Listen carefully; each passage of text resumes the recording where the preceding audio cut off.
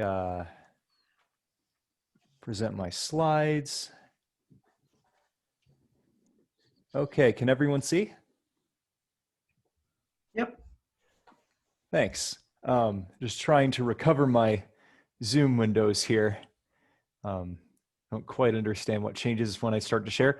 But anyway, yeah, so if everyone can see, let's get started. Thanks for inviting me. Thanks for the opportunity. This is literally the second talk that I've given on targets officially, so it's super exciting. So I come from the life sciences, and we develop ambitious workflows for statistics and data science. And so there's a lot of Bayesian analysis, machine learning, et cetera, that goes on. And these projects require long run times. So Markov chain Monte Carlo, deep neural nets, they're expensive. They take several minutes or even hours just to fit a single model. So when the code is under rapid development, we run into trouble fairly easily. A large workflow has a bunch of moving parts. If you change one of these stages, then everything that depends on it is no longer valid, and you need to rerun the computation in order to bring the output back up to date. The changes like this happen all the time. They usually happen in development much faster than it actually takes to run the project.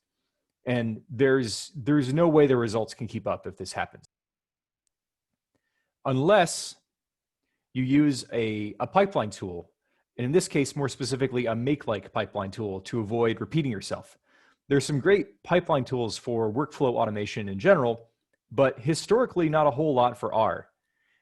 And it matters because if you use a tool like make, it can often obstruct your style of programming. If you implement your workflow as a package, or if you implement your workflow as a bunch of functions, and you have to fit into this scripted style that allows make to track dependencies among code files and artifacts, it gets pretty awkward. I definitely experienced this during my dissertation, which is one of the original motivations for how I got involved in designing this kind of tool in the first place. And for today, this is where the targets package comes in. So targets is a make-like pipeline tool that is fundamentally designed for R. You can invoke it in an R session. It supports a clean, idiomatic, function-oriented style of programming. It helps you store and retrieve the results and abstract files as R objects. And most importantly, it gets you out of the Sisyphean loop of long computation. It enhances reproducibility, and it takes a lot of the frustration out of data science. But what about Drake? So Drake is a package that already does this. It's been around for 4 years, and it's never going away. I will still maintain it. And in fact, just today, I pushed an update to CRAN.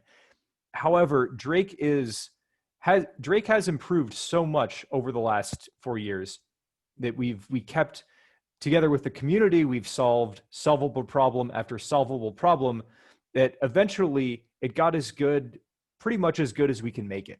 And we were forced to confront with the unsolvable problems. We were left with the systematic limitations that Drake is stuck with. Limitations so deep in the architecture that we can't actually fix them without breaking the tool or existing projects that use it. And refactoring and all that technical debt is an uphill battle. And to move that general capability forward of pipeline tools in R, beyond what Drake will ever be capable of, we need a new package. And that successor is targets. And next couple of slides are going to assume some familiarity with Drake, but for those of you who are familiar with Drake, this is for you. So these are the pain points that targets solves that are unaddressable in Drake itself. So first of all, targets is less flexible intentionally. Less flexibility is actually a good thing here. So targets runs the pipeline in a clean new R process by default. It spins up a brand new session and it loads everything and then runs targets within that session. You can opt into this in Drake, but it's not the default, and there's some reasons why it never will be. Targets enforces this and makes it much easier to do, which keeps people from tripping themselves up. A lot of users who I can think of in particular have developed techniques and tools to try to speed through the process of setting up a pipeline and running it, but that often leads to stale R sessions and ways in which workflows can invalidate themselves or be invalidated accidentally. And the reasons why the setup and the execution should be separated. And there's a point in between where you really want to stop and pause and think and check that the workflow is connected properly before you commit to running a long computation. I'm going to touch on that a little bit when we get to the example. But targets force keeps people from tripping themselves up.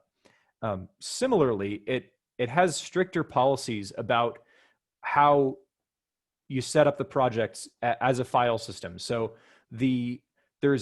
it needs to run always from the working directory of the project. There's a configuration file that always needs to be there, and it's always called the same thing. The data store is always in a predictable format, in a predictable location, and it needs to be at the project root. Things like that were areas of flexibility in Drake that rarely ever were useful, and more often than not got people into trouble. And so targets nails all that down, makes it more reproducible, more dependable, and smoother and more convenient for the user. Takes a lot of the frustration out of it. And speaking of that data store, Drake's cache actually has a large number of cryptically named files. If you've looked at the .drake folder and seen this confusing nest of files, this is what I'm talking about. The file schematic that I'm showing here. So Drake uses an external third-party data management package because when I created this and had a million other problems to think about how to solve, it was hard to tackle just this on its own. And I didn't really know what the priorities were or what to optimize for. But experience with this has helped us learn a lot. So the data store that you get from the store package itself is great. It's a key value store that's designed for certain areas of common types of efficiency that you want, and the default backend is designed for efficient parallel reads and writes and things like that. And that's all good. So there's nothing wrong with the design of store, but it can be hard to take some set of results, a data store or cache, and move it to another computer system for the sake of portability. Maybe you want to share with your colleagues. And Drake actually took it a little bit too far by defining a lot of namespaces, storage namespaces, like you see under this key directory. Ideally, for efficiency's sake, this would be kept to a minimum, but Drake is irrevocably committed to a large number of these, which exacerbates the problem. So what he did in targets is decided, well, we're just going to have one file per target by default, unless you choose alternative storage, which we can get to, and a data table file with the metadata, and a data table file for the progress. And so the number of files is always going to be the number of targets plus 2. And this greatly reduces the volume in storage, the file quota that's required, and it just helps you understand things. It helps you move the data store to another file system and collaborate. Version control has an easier time. So for small projects, a small data, you can actually put this under version control with Git and GitHub with much more easily. You can use similar tools like Dropbox and OneDrive. They struggle far less often. And if you just look at this cache, you look at it and immediately understand what's going on. You know how it's organized, and only this meta file is sacred. Pretty much any other file can break, and you can diagnose the problem very easily. And in fact, if one of the files is corrupted or missing, then when you run the pipeline, it'll repair itself far more easily. So it's more robust and less brittle than what Drake was using. even more exciting is that this cleanup and redesign allowed me to implement something that was extremely hard, if not impossible, to implement in Drake, which is seamless integration with Amazon S3. So I got this idea actually by observing Metaflow. Metaflow is an excellent Airflow-like pipeline tool that recently acquired its R bindings. And I mean, there are reasons why I tend to stick with make-like pipeline tools, but I played around with Metaflow and I liked a lot what they were doing with the cloud, and I'm trying to learn from it. And this is one example. So when you run a pipeline that looks like this, what will happen is every time you reach a step in the pipeline and you build a data set or build a model, if you do a bit of config, what targets will automatically do is it'll send that data to the cloud and it'll track it and it'll watch it for changes. And with just a little config, this happens automatically. And not only that, cloud storage reading targets that live in the cloud feels exactly the same as reading targets that live locally. So another advancement is in the introspection of things like the graph. So Drake has ways of telling you which parts of your workflow are outdated and which are up to date, but it struggles to tell you what's going on with functions. So targets can tell you this a lot more easily. So in this graph, we see that this create plot function in our workflow is out of date. It changed since the last time we ran the pipeline, and the targets that are downstream of that are out of date. And so it can tell you what it's the role of functions and what work gets skipped and what workflow actually needs to run. And it makes debugging your workflow, why are my targets out of date? Those questions are a lot easier to answer. And I realize this is a bit advanced, but we can circle back. I just wanted at the beginning of this presentation to present sort of what's new and why this package needs to exist. But I can answer questions about any of this when we're done, and it'll make more sense as we go forward. So dynamic branching is a big piece, and in Drake it was a long requested feature, and it was super hard to implement. We got it done. It works, but it has limitations. And one of those limitations is the kinds of aggregation and branching models you can have with sort of different ways to treat your data. Dynamic branching in targets is more flexible. You can literally take a data frame, group it with dplyr, and then dynamically branch over the subsets to parallelize and split up the computation. So this is a feature that people have been asking for in Drake for years. It's a super common use case. And because targets is dynamic to the core, it is now possible. Drake struggled because it had infrastructure that didn't anticipate that there was going to be a need for dynamic branching at all. Dynamic branching is far more efficient too. So Drake was limited because, like I said, the architecture treated everything as static. So every target that you declared had to be declared up front in advance.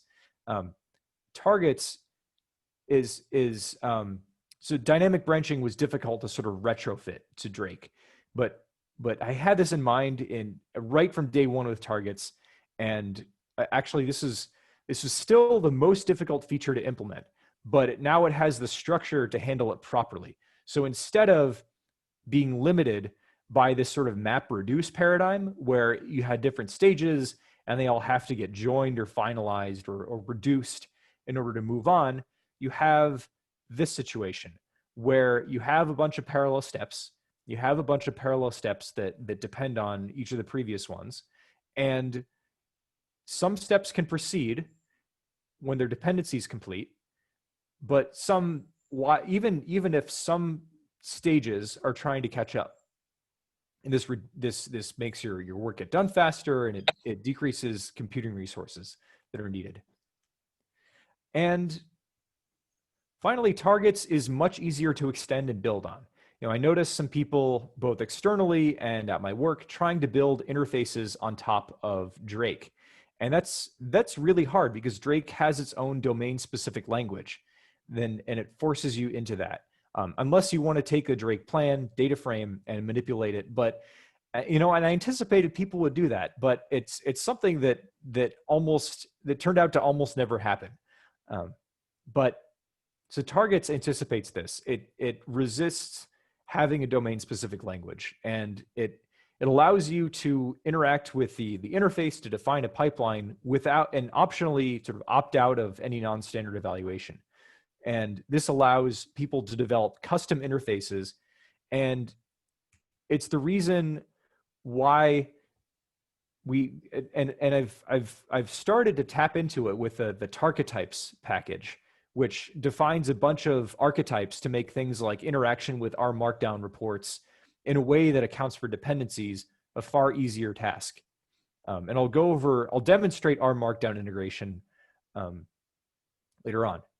Okay, so that's all. That was for the benefit of people who were coming to this saying, okay, Targets is a successor to Drake. Why does there need to be a successor? And so I think I've answered that question. So let's backtrack now to start even earlier. So what is an example where we would use a pipeline toolkit, and how would a pipeline toolkit help? So to consider that, let's take an example in Bayesian statistics. If you don't know Bayesian statistics, that's totally fine. It's just a task where we're fitting a model and trying to validate it. So we have this model is sort of a how Bayesian statisticians would write a specification for a model. We have some independent, identically distributed observations that depend on some linear trend plus some random error.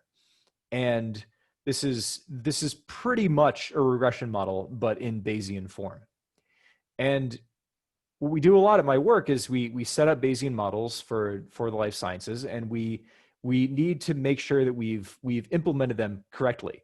And one of the ways to do this in a Bayesian setting is to fit them multiple times, is to simulate data sets from this model multiple times and fit this exact model to the data set and it at each time, and then verify that. And for each model fit, we take the 95% credible intervals or 90% credible intervals in this case for parameters, which credible intervals are kind of like confidence intervals, but have a different interpretation and are calculated differently.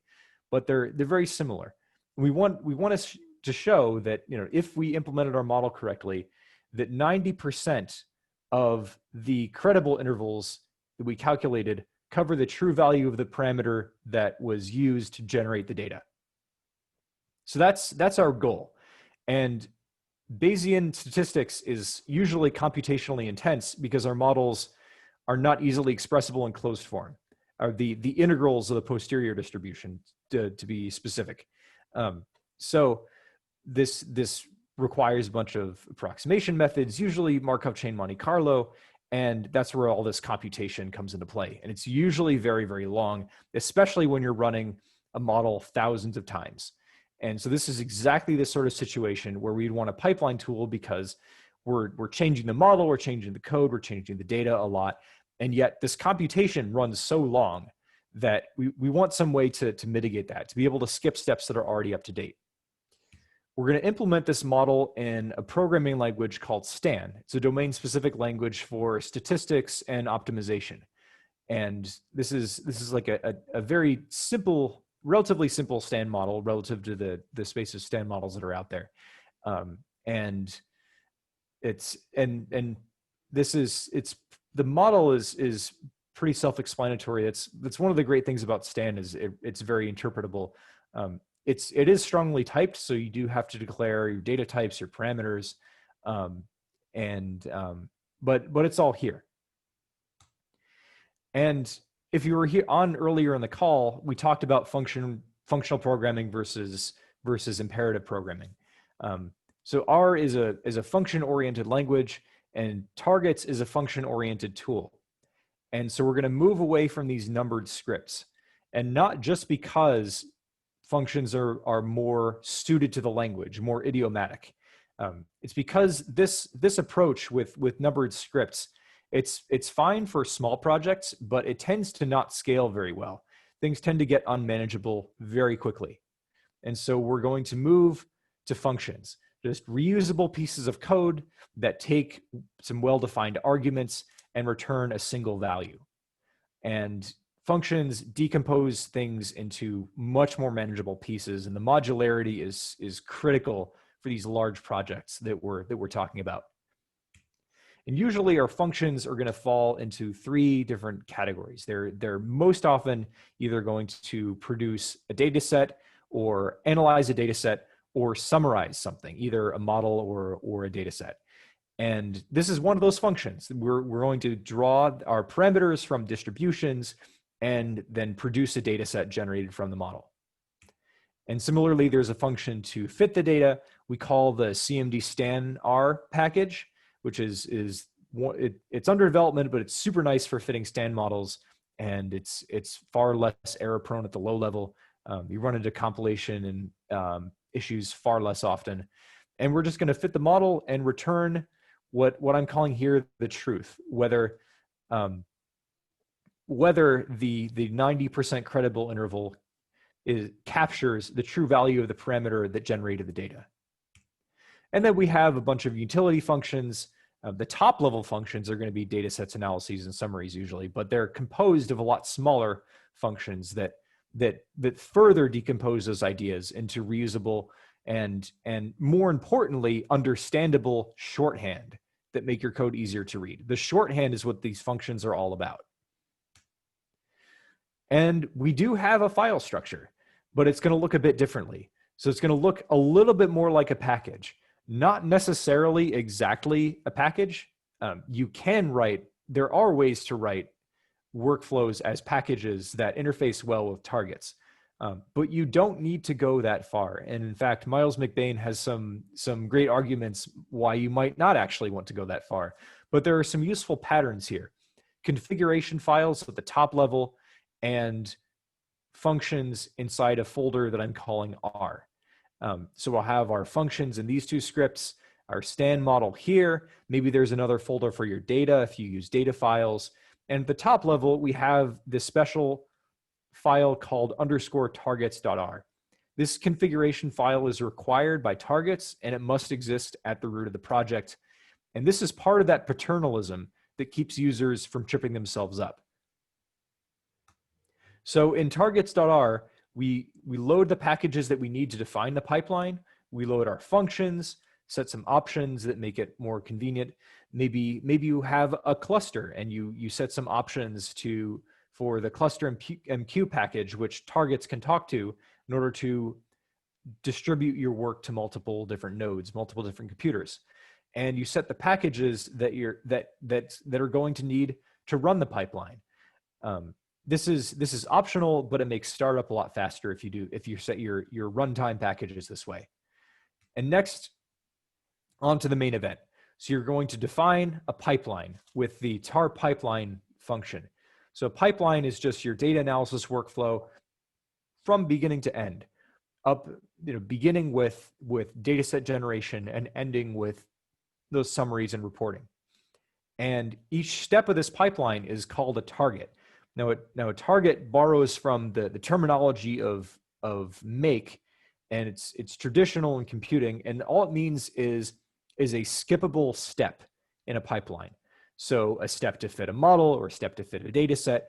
Maybe that step is out of sync with its dependencies and needs to rerun. Maybe this target is already up to date and it can be skipped.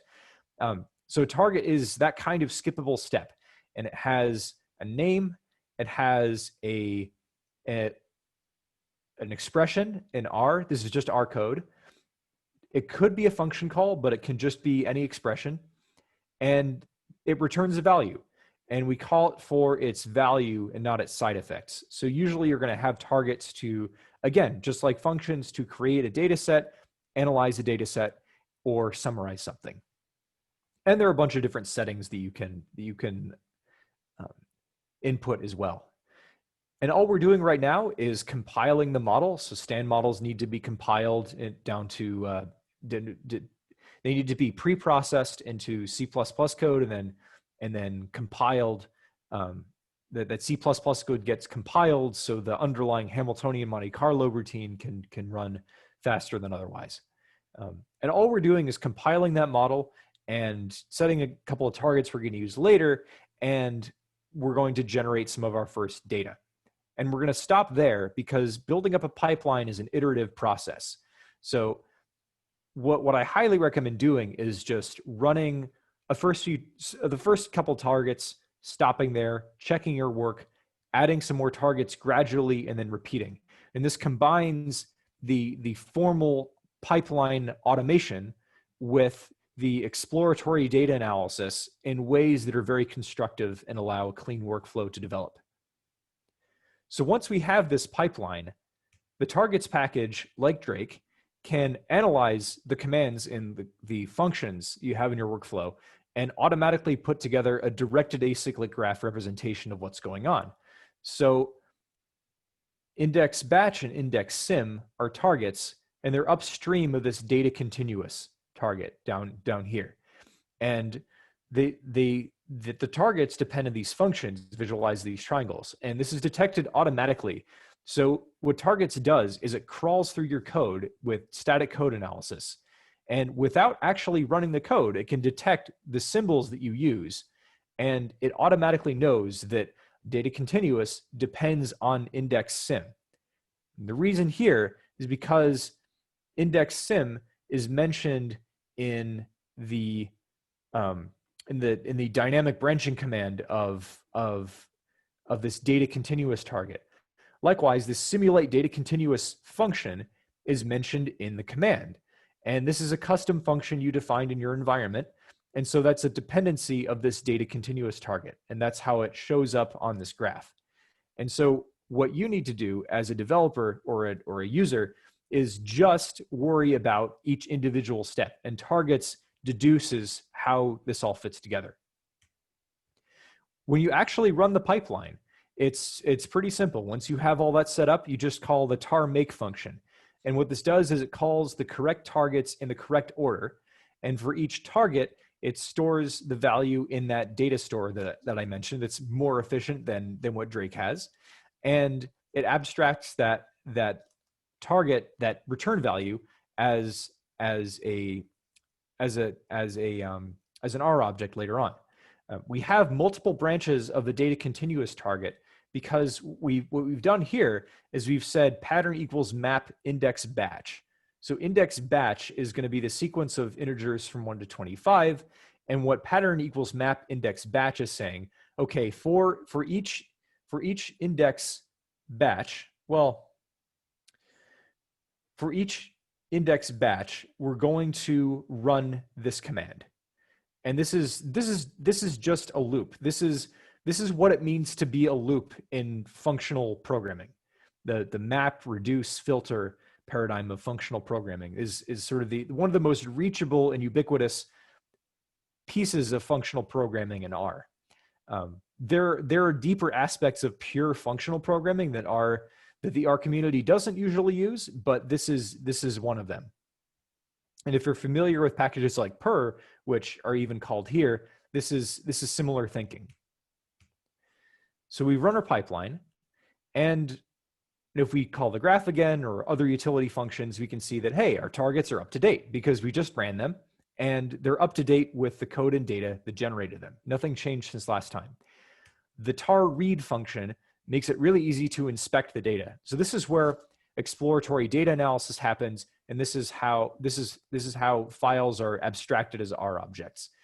You can just pass the symbol, the target name, and if it's dynamically branched, you can tell it which branch indices that are being loaded, and it loads the data set. And you can inspect the data in your console really easily without having to worry about where files are stored.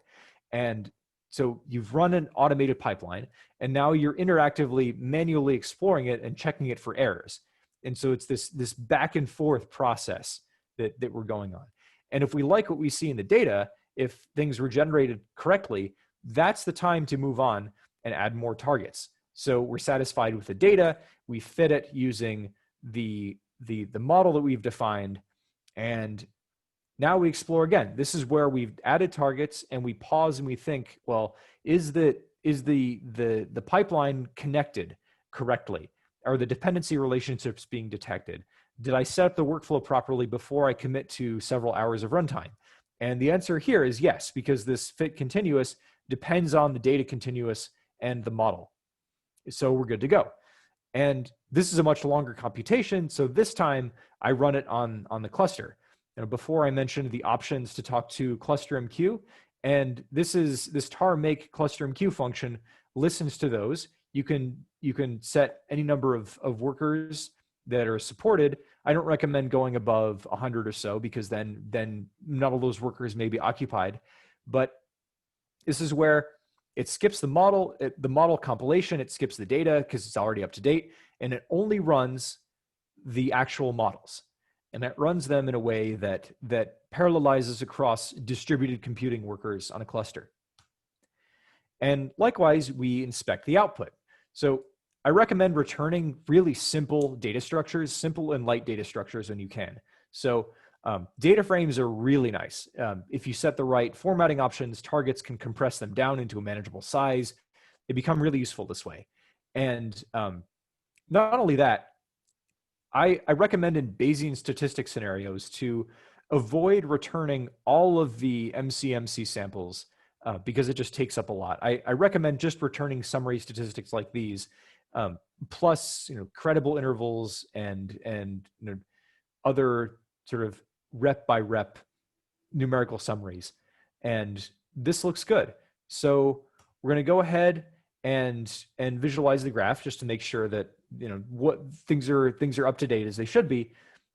For me, this took a total of if we add up the runtime of all those models, it was about 40, 43, 44 minutes.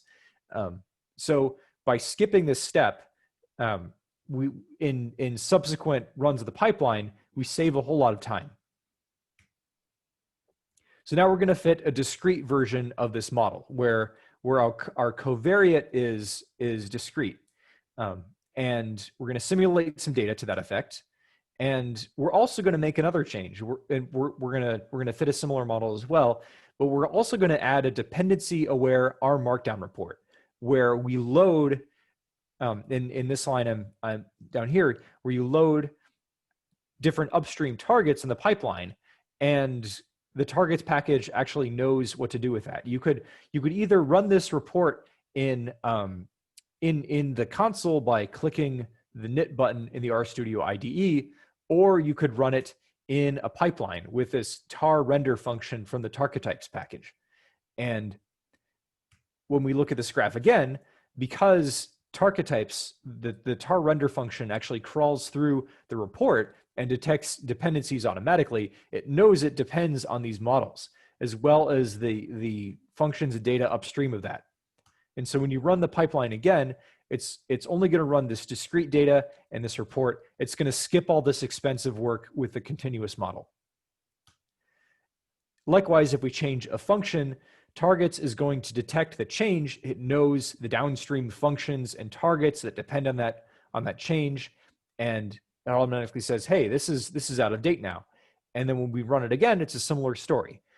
Only the affected targets are recomputed.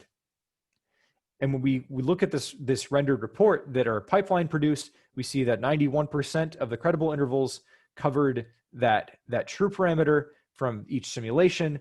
And because our credible level was 90%, this model passed this validation test. And if we look at the posterior medians plotted against the truth, we get pretty reasonable results. And the cases where it didn't fit, they look pretty extreme. Well, not necessarily, I guess not in some cases, but we do see the shrinking of the median estimates towards the truth, which is actually pretty good for a Bayesian model to do. That's the sort of behavior that you would expect or desire out of a model like this. And at the end of the day, we have evidence of reproducibility. So we have evidence that the upstream your results at the end of the day are up to date with the code and data they were supposed to come from. And that claim is, you can reach evidence for that without having to rerun the pipeline for hours and hours. And that claim that the results are synced is a claim about being able to generate the output from the given materials, the code and the data. And it's just so, it speaks to the intent of reproducibility so directly that I think that pipeline tools like this and workflow automation are just as important to reproducibility as R Markdown, just as important as R Markdown, just as important as how you organize your files for readability and sort of where your data sources come from, et cetera. This is key for being able to trust your results. So Targets is not yet on CRAN. It's, like I said, hot off the press, but it is under review by rOpenSci right now. So rOpenSci is this great community dedicated to open science and open data and reproducibility. And rOpenSci often reviews packages for to be onboarded into their collection of packages that align with their mission. And it's going through serious checks by trusted people in the community, and it's going to improve quite a bit over the next couple of months because of that. After that, I'm going to release it to CRAN, and at that point you'll be able to install it from CRAN. But for now, you can install it from GitHub like this, and there are a lot of resources to learn about it. So all the documentation is already there. So this repository has the code from today that I went over, and these slides are online. There's a half-day short course that I gave at the RPharma conference recently, and those materials are online. It even has a publicly available RStudio cloud workspace, so anyone can take the workshop on their own. You don't need an instructor. It's set up to be able to get just as much out of it independently. And there is a user manual and a reference website. And there are other examples like this one that I went over. There's a machine learning example with Keras, and then there's a more minimal example. Okay, so before we go to questions, I'd like to go over a couple of more things about this example that I'm sharing. So first of all, can everyone see my RStudio IDE? Yes. Perfect. All right. So we have a situation where we've continuously rendered an R Markdown report. I use this technique all the time because sometimes to communicate with my colleagues, whether it's validating a Bayesian model or rendering slides that I'm going to present on sort of a recommendation what to do in this clinical setting or whatever it may be. It's extremely helpful to have a target downstream of this report that takes the HTML file and deploys it to RStudio Connect.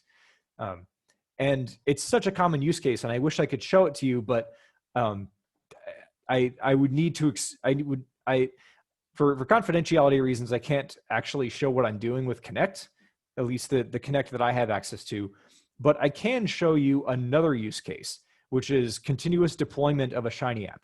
So this has been requested, and I've seen this done and written about for Drake in the open source community. So there are situations where you might want to run a pipeline, a long involved model fitting data analysis pipeline that at the end of the day produces a data set that has the results that you may want to explore and potentially iterate on. And this data set is wrapped into a Shiny app, and you want to continuously deploy this Shiny app to shinyapps.io or RStudio Connect. And I have an example here that does this, that extends this Bayesian modeling workflow to do this. So you can get an idea. perhaps more directly in the graph. So I've ran most of this pipeline locally. And the targets that I've added are the ones that produce this results file and track the source file of the Shiny app, and then finally deploy this app to RStudio Connect. Now here's what it looks like in the graph. So this deploy step depends on the results file that we've generated, and it depends on the app source file, app.r. The app is pretty simple, actually. It's a BS4 dashboard, and all it really does is it reads the file, and then it renders a plot based on the settings that you have. And here's what it looks like locally. So it has plots the posterior means or posterior medians against the continuous or discrete version of the model. And rather than jamming a bunch of plots into the same visualization, it's a lot nicer to, if you have a lot of plots, to look at one interactive app and be able to select the plot that you want to see. So that's one reason why you might write a Shiny app instead of, for example, a long report with every single plot that you might be interested in. So if we forget this part for a second, I didn't mean to show that part. It's the first time I'm presenting this piece. If we run this pipeline, actually, first let me go to the utilities. So I added a couple functions, and one of these is a function to deploy this app to shinyapps.io. So it takes the source file of the app, the code that it needs to run. It takes that's that app.r file. It takes the results data file that the pipeline worked so hard to produce for this app over many, many hours.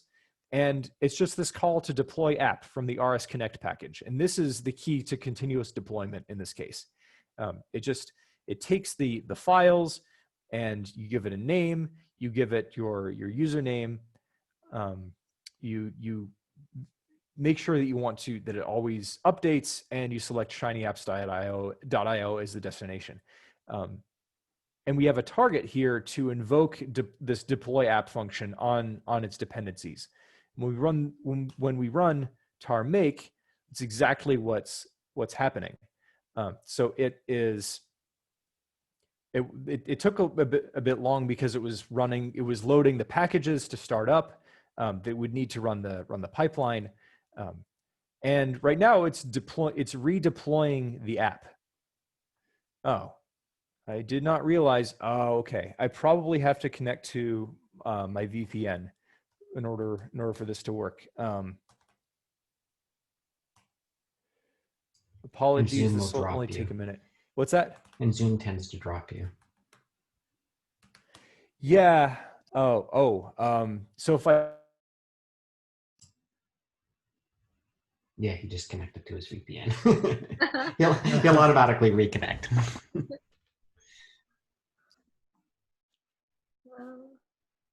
Well, we'll wait for him to come back.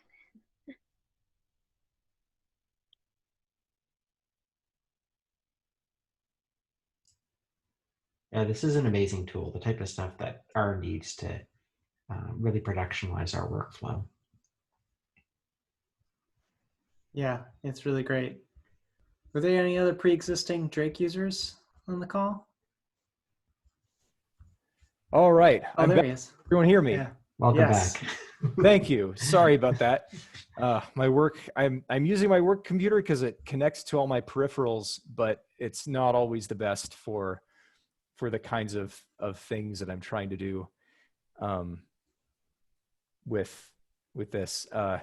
So I guess I need my VPN on for proxy's sake, but let's pause and take a look at the graph for a second. So previously this app source file was out of date because it was new, but now we see that, okay, this app source is up to date, which is great. I didn't change it since last time.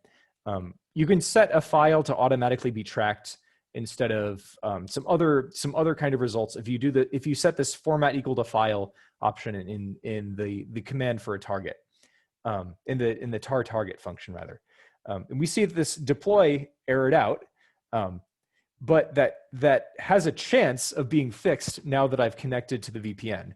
So let's see what happens when we run the pipeline again. It takes a little bit to start the background process and load some of the required packages. And here we are. Now that we're on the VPN, the proxies are satisfied, and now it's deploying the app. I guess I should check at this point since I reshare my screen. Can everyone see what's going on here? Yes. With the IDE? Perfect. Okay. And it's going through some steps to build the app and install the packages and create the container. And this can take a while. And this is exactly the sort of thing that you might want to skip if your target's already up to date. To say nothing of API limits for other kinds of services, et cetera. So eventually it's going to deploy to shinyapps.io. But in the meantime, while we're waiting for this, I know I've covered a lot. Are there any questions right now? We do have a question in the chat. Yeah. Would the R Markdown still knit if the called target is out of date? Yes. So if the report source has changed, or if for example, fit discrete is out of date, since we've loaded this target, if any part of this is out of date, then the report would reknit, and I can demonstrate if there's time. So what tar render does is it crawls through your code chunks in the R Markdown and automatically look for mentions of tar load or tar read. Those are sort of the magic keywords that it uses. And anytime that it sees those, it just says, okay, this is a dependency. If that dependency changes, reknit the report. And the reason I chose to go with that is that it also allows you to knit the report in the IDE just like this. Well, I got to remember to load more packages. We can fix that and iterate on it just for the sake of demonstration. So we have this app, and this is on shinyapps.io, and we can see the different plots, etc. But we notice that there's this awkward white space here, and so we'll want to change the app. So right now everything's up to date. This deploy step is up to date, but we're going to change the app pretty soon, and we're going to say so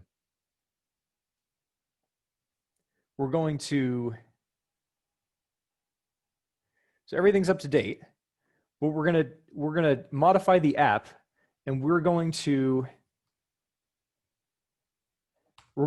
add a blank sidebar. We're gonna add a disabled sidebar. A sidebar with disabled equal to true, and because we tracked this app.r file, what tar viz network is going to show us is an outdated app source, and thus an outdated deploy target.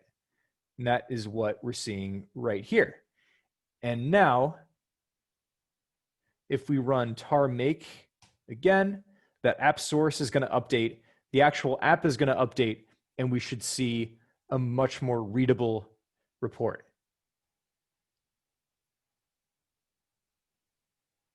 Much more readable app, rather. So it already skipped the report. So what I'm going to do now is, since it skipped the report, it's not worrying about that. I'm going to take this opportunity to go fix the package issue. So I'm going to say library.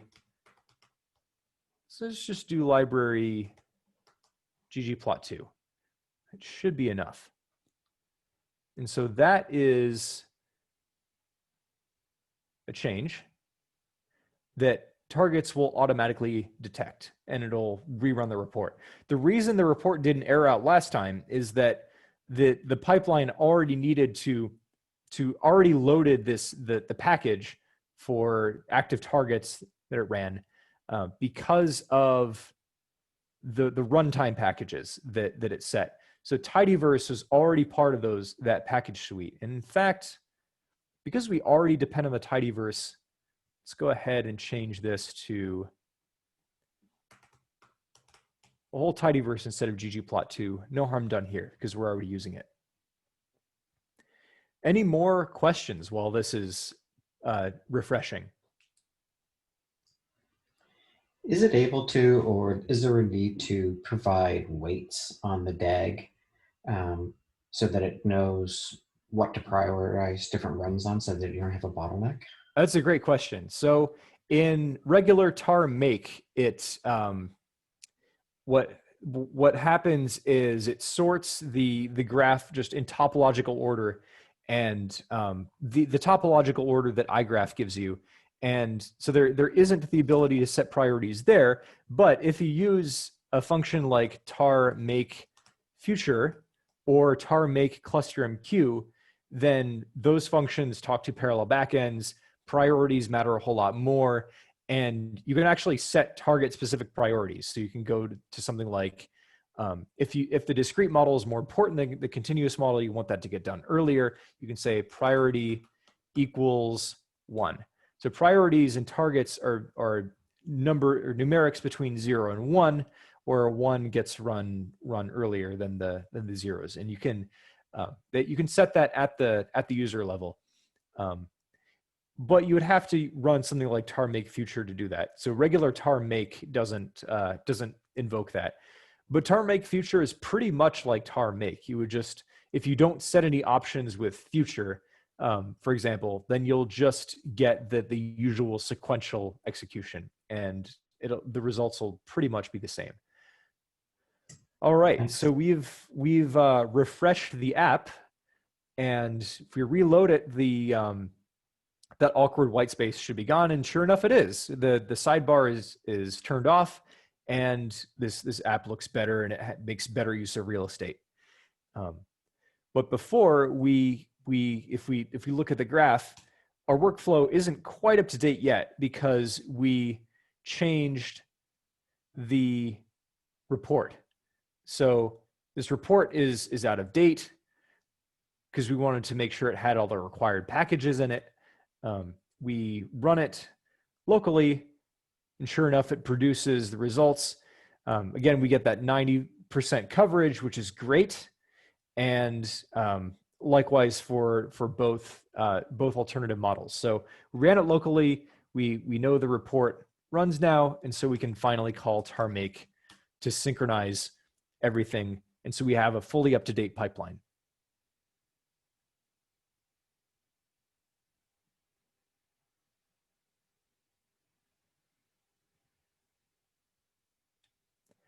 All right, and that's everything that I have. So thank you for your time and attention. I know sometimes I started at the middle, sometimes I started near to the beginning, but hopefully you found something useful for your daily work. Thank you very much. That was excellent. Yeah, thank you so much. Are there any other questions? I know I have several.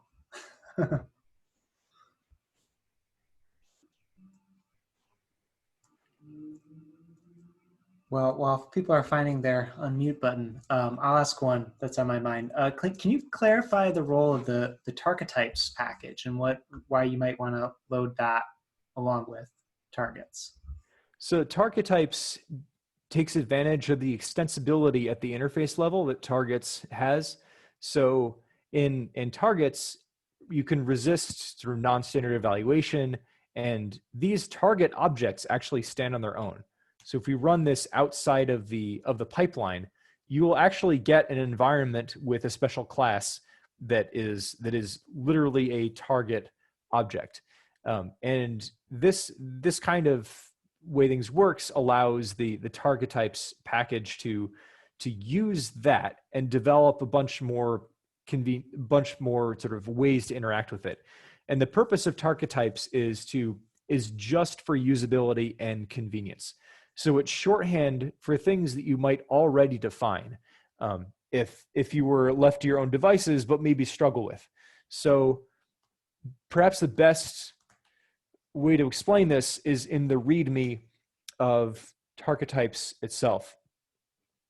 So if we were to take tar render, for example, and that it's super convenient in an actual pipeline.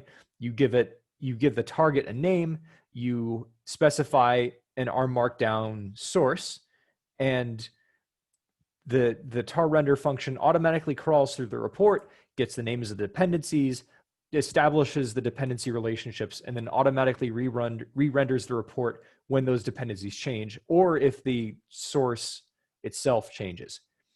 To do that locally, this is what that code would look like. To do this without a target archetype, you would have to establish, you would have to manually make some symbolic reference to each of those targets that's mentioned in the report, which is really something you want done automatically.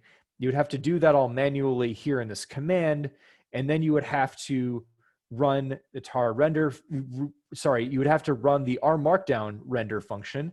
You would need to specify the correct root directory. Remember, the sort of paternalism is one of the things that that targets that targets establishes. For the sake of an automated pipeline, it's usually nice to have the output suppressed. You need to return the source, not only the source of the report, but also the rendered output, sort of the files that are produced by the render function are also returned here. And then these files are absolute paths, which isn't great for portability. And so you might want to call pathrel to make sure that these are relative instead of absolute paths. You want to make sure the return values are treated as a file, as files that targets tracks for changes. And you probably want to run it locally because our markdown reports are usually fast they're supposed to be fast if all you're doing is referencing targets. And so this adds up to a lot already. And you really want to condense this down because it's a super common use case, which is why we have tar render. It's sort of exactly the sort of thing that makes it more convenient, that establishes a pattern, but may not actually belong in core targets itself. Because otherwise targets would be in a position where you'd have to catch individual use cases, and that would just add up to a lot. The feature creep would add up to a lot. So Tarchetypes establishes this pattern. At work, there's actually similar simulation pipelines that we're developing that are specific for certain situations in the life sciences, that are doing similar things, that are establishing patterns and making them a lot more convenient, even if the actual use case is outside the scope of core targets. And I think this idea is going to allow people to extend this and build their own interfaces, and not only accommodate sort of use cases specific to their domain, but unleash your own creative freedom on this and really run with it and own it. That's what I'm trying to achieve with this.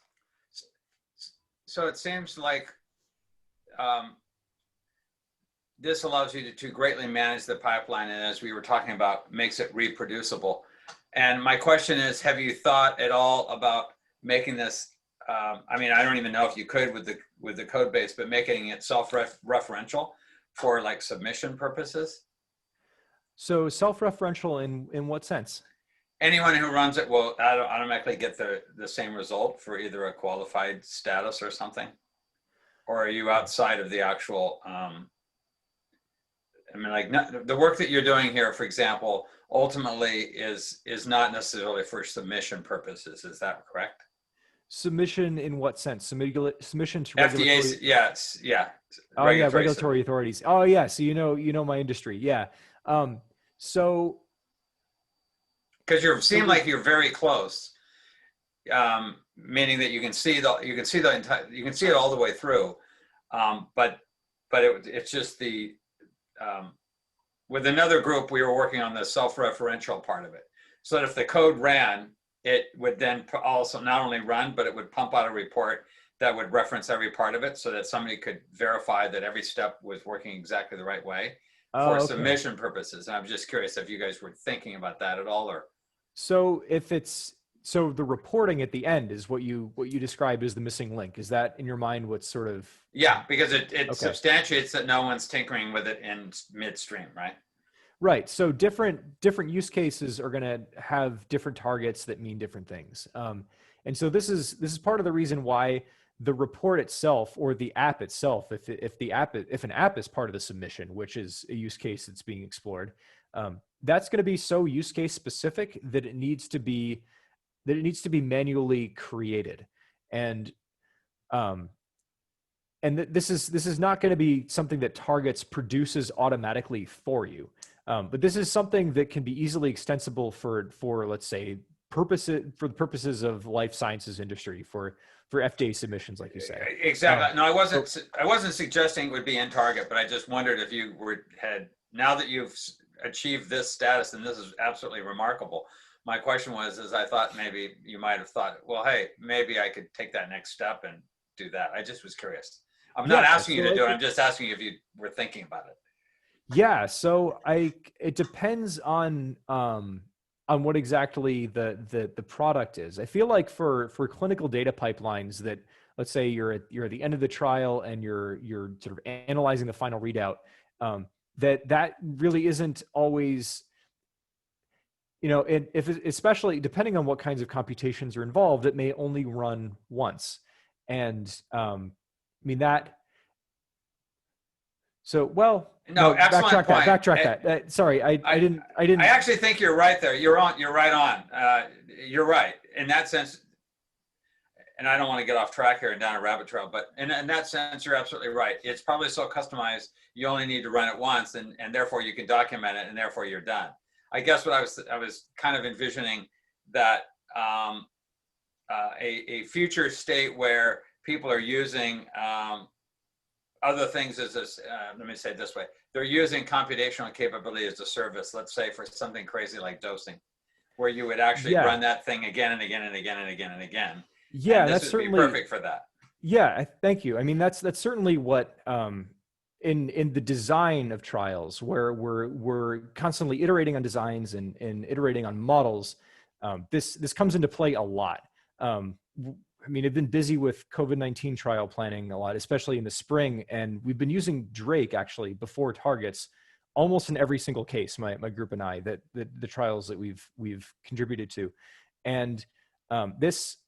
I mean, the simulation pipeline for sort of reproducibility purposes, design purposes, may be submitted to sort of or external collaborators and regulators in that sense. But I mean, so the real benefits you see in these development pipelines, and sort of even for the end of trials, if you're developing an analysis on practice data, all you do is really sub in the real data when database slot comes around, and the pipeline is already set up, already been developed, and Targets really helps get to that point. So I guess I think this can be used at sort of any stage, even if it is only running once. The development process that you get there, to use that, depending on your computational needs, can certainly help. The reporting structure, the report is going to, I believe what I'd like to see, and what has been successful, is a report that does as little as possible, that all it does is load targets. Even this code is a lot. So this plot could ideally be a target of its own. And that could leave a lot more room for prose, explanatory prose, and to just to make the report run a lot faster. And this kind of report, I think, that does as little as possible, that makes references to targets that are already computed and explains those targets, is well. I think it's already well within reach with the with this use case. But I mean, I think what I have seen sort of being practical and sort of people being receptive to it in sort of my work environment is simulation and design, rather than submissions. I'm struggling to change mind still. I think we've won on the simulation front, but there is still more convincing to be done, and there's still more opportunities to be explored, especially because a lot of these computations in the final readouts of trials are really cheap. If you're running sort of easy models and all you're doing is sort of reporting and stuff, not as many trials. I mean, depending on sort of what your analysis methods are, what models you're actually using in the final product. I mean, which could lead to a development pipeline. But I mean, from what I've talked to, people who are working on these pipelines and at that final stage, they're currently dealing with a different set of problems and grappling with the transition from SAS to R. So it's going to be a while. All right. So just not to monopolize your time, but I want to ask you just two quick questions. Now that you're on target, how often do you go back to Drake? So I don't really use Drake I mean, personally, except for legacy projects. Okay. But Drake is always going to be there.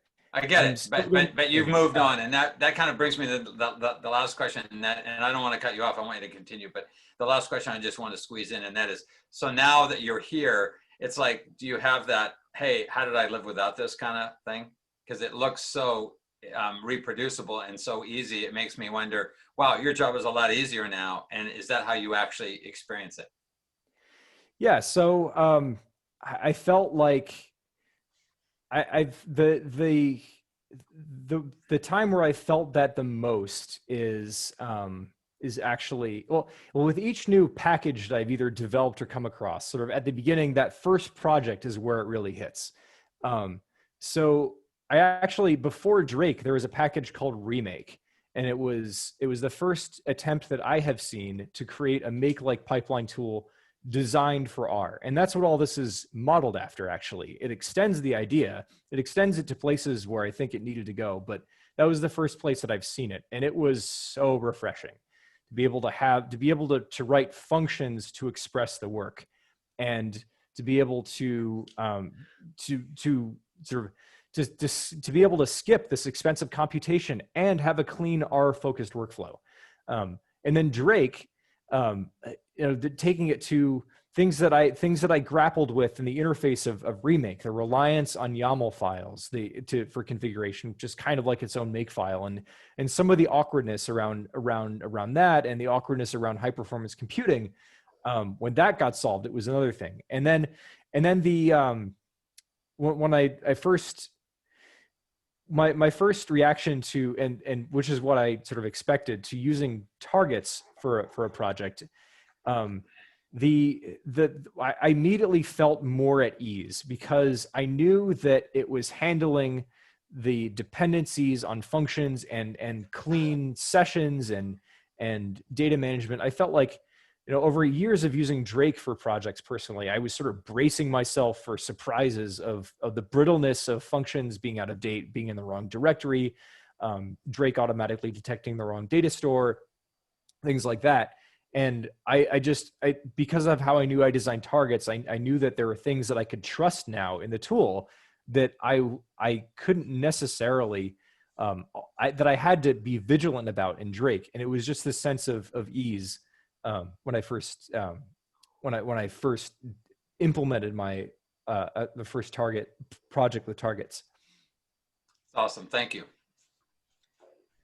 We had another question in the chat. Can functions be stateful? How does target detect changes? So targets detect changes by in functions specifically by by deparsing or converting to text the function body and the signature, which is the name plus the arguments. Well, the arguments specifically in this case, and what it does is it takes that string representation and computes a hash or a fingerprint of that string, and then it stores it. It hashes the deparsed function along with a hash of all the dependencies. So it sort of recursively propagates any invalidation downstream. But that's sort of the idea, that the function gets converted into text. You take a function at face value, so you don't worry about what's in the closure of the function, and you don't worry about the kind of the state that it stores in its own environment. If it depends on a global variable to track state, then that global variable should also be in your in the same environment that you define, in which you define your functions, which is usually going to be the global environment. And then it tracks those global variables and which the function depends on. Now, I don't recommend using global state for this kind of data analysis. Data analysis is very, and data science is inherently functional. So it's fitting a model or producing a data set. Those are sequences of data transformations, and those are very naturally functions. And those functions should take all the arguments that they need if they're pure, which sort of makes new workflows a lot easier to implement and ultimately maintain. They should take arguments, and they should be as side effect free as possible and return a single understandable, readable, both human readable and machine readable value, or at least convenient to work with at the end. So the purity of functions makes all of this easier. So I guess that's what I recommend as far as global state or the state of a function. So if your function is like a Python iterator, for example, then it's not going to work as well. If targets resists side effects because the execution order of the targets, especially in a parallel computing setting, depends on the topological order, not in any kind of sequential order that you would intuitively conceive of. And so if calling a function changes some internal state that the next target uses, then that tends to be contrary to the paradigm. It makes things a little bit more difficult to use, and it leads to surprises.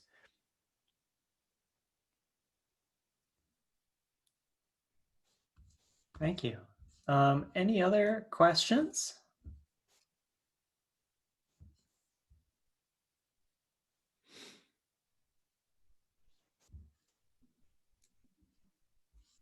Great.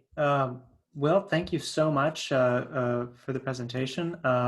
This was really excellent. We're really happy that you were able to make it. And looks like Amy dropped some links to the slides and the materials in the chat if you missed that. Anybody think of anything before we wind down here? Okay. So thanks to everybody for coming. Thanks especially to Will for this presentation and for all the great work in the community. Drake has, in addition to being just a really excellent addition to my workflow, also has had just like such incredible documentation and resources to it. And so, I'm really appreciative for all the work that Will and his collaborators have done to make this tool really great. And so super excited about targets, and I really appreciate you coming to present. Well, thanks so much for the opportunity. Meetups like this really help spread the word, and I'm just excited to share and excited to see where this goes, this new stage of the journey. And thanks for your feedback too. These are great questions.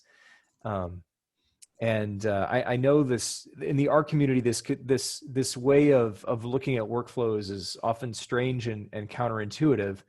And these questions that I heard today hit a lot of those points.